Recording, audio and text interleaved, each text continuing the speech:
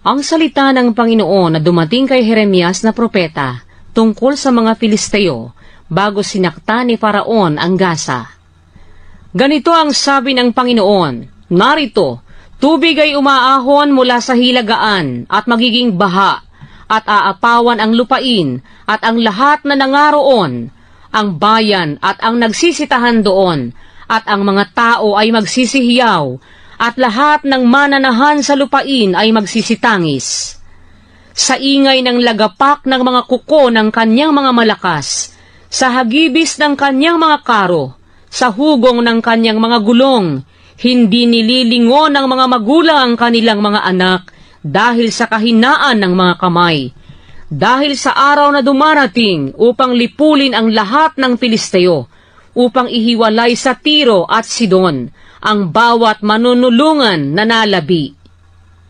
Sapagkat lilipulin ng Panginoon ang mga Filisteo, ang nalabi sa pulo ng Kaptor.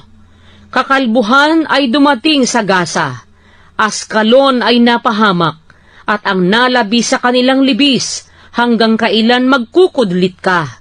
O ikaw na tabak ng Panginoon, hanggang kailan di ka tatahimik? Pumasok ka sa iyong kalooban, ikaw ay magpahinga at tumahimik. Paanong ikaw ay matatahimik?